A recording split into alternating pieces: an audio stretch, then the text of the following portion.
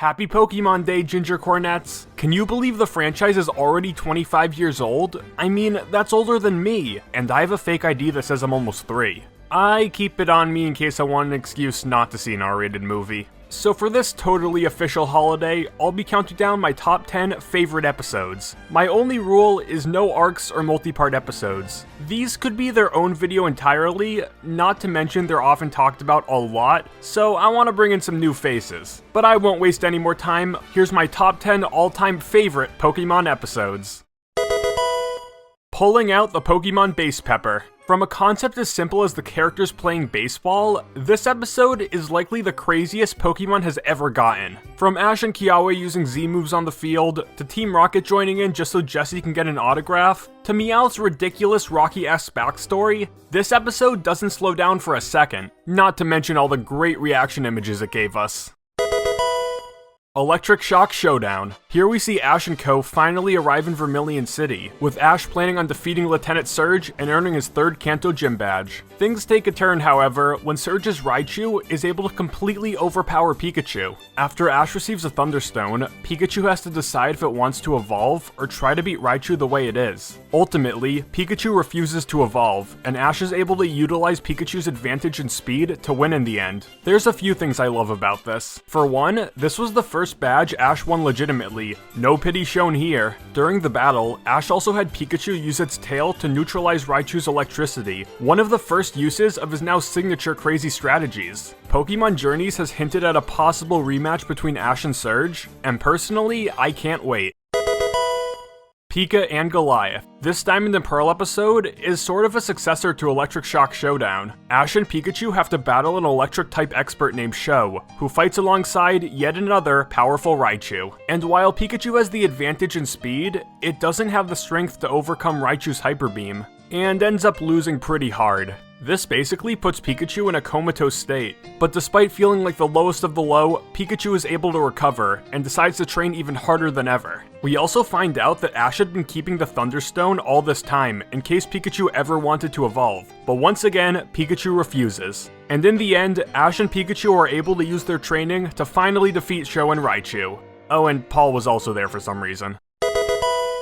Caring for a Mystery. This is so far my favorite Pokemon Journeys episode. Here Ash senses an aura coming from an egg at the Pokemon Center, which had arrived there from the Sinnoh region, yet was seemingly unable to hatch. Nurse Joy entrusts Ash with the egg, and later that night, it finally hatches into a Riolu. Riolu ends up running off to fight wild Pokemon, with Ash and Go chasing after it. In the end, Riolu senses Ash's determination to protect it via aura, and the two team up to take down a wild Onix, with Riolu then agreeing to travel with Ash. The whole concept of Ash having aura was introduced way back in the 8th movie, and it was awesome to see it return in such a cool way.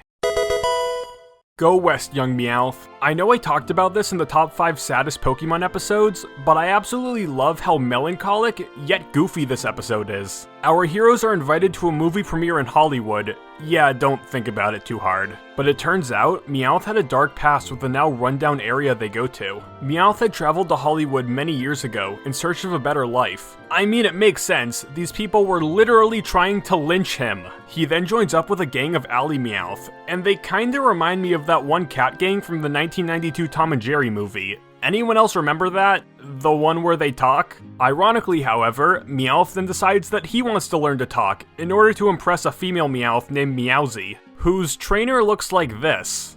Ugh. And then Team Rocket has a musical number. Somehow this episode is both heartbreaking and absolutely hilarious. Snow Way Out. Another popular original series episode. Here Ash gets separated from Misty and Brock in a massive blizzard, and must work with his Pokemon to build a shelter and basically survive. We all know that famous scene where all of Ash's Pokemon come out to help keep him warm, and it gets me every time. We even get a glimpse into Jessie's rather depressing childhood. Her family was so poor that she would always look forward to the winter. As for them, snow was more or less free food. I also love the ending, where Team Rocket are able to warm up in a hot spring, but can't seem to get out due to how cold it is. Anyone who's been in a hot tub or onsen in the winter knows the struggle all too well. Maybe one day I'll tell my crazy onsen story. Seeing the forest for the trees. Following his loss against Wulfric, Ash wandered out into the winding woods to figure out what went wrong. We get to see a glimpse into Ash's past when he offers shelter to a group of wild Pokemon, just as he had done many years prior. And of course we have the famous wake-up call thanks to Serena. This is also the episode where Ash and Greninja finally master Battle Bond when saving a Spupa, and I don't think they could have handled it any better.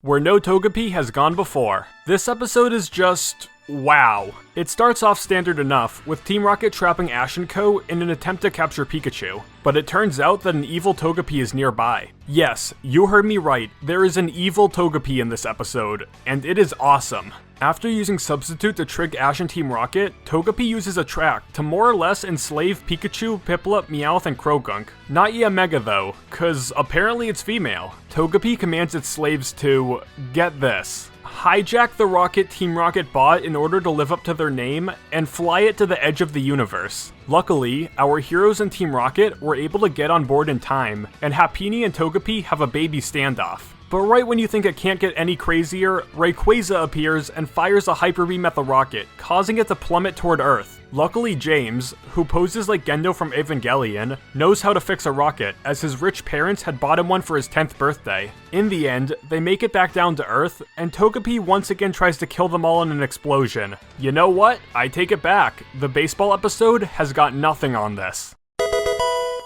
Memories are made of bliss. Of course I was gonna include the final episode of Diamond and Pearl. DP was the first series I watched, so this finale always has a special place in my heart. While it would have been awesome to see Dawn travel to Kanto with Ash and Brock, it definitely made sense to go wherever her goal took her. Or Baniri's goal. Weird plot tool aside though, I love how this episode mainly focused on Piplup struggling to say goodbye. They even brought back Tears After the Cloudy Weather, the same track that played when Butterfree left all those years ago. My favorite part of the episode though, is when Ash and Brock go their separate ways, which I feel really brought in a new era of the Pokemon anime. I sure hope Brock's doctor training is going well. One journey ends, another begins. I'm not sure how predictable of a pick this was, since I've talked about this episode quite a few times before, but after a ton of thought, I can't think of an episode that's left more of an impact on me. It revolves around the stray Litten we had met earlier in Sun and Moon, who is being taken care of by an elderly Stoutland. Despite being very sick, Stoutland is using the last of its strength to help Litten learn Fire Fang. Ultimately though, Stoutland doesn't make it, and Litten enters a very real feeling state of grief. So much of this episode is told with no dialogue, simply through the incredible music and visuals. At times, it even feels more like a Ghibli movie than a Pokemon episode. As the title suggests, the episode ends with Litten learning to move on, and joining a new family with Ash and his Pokemon. It's a beautiful episode, and a great reminder to appreciate those around you. Also, Litten reminds me of my cat Ruby, so there's that.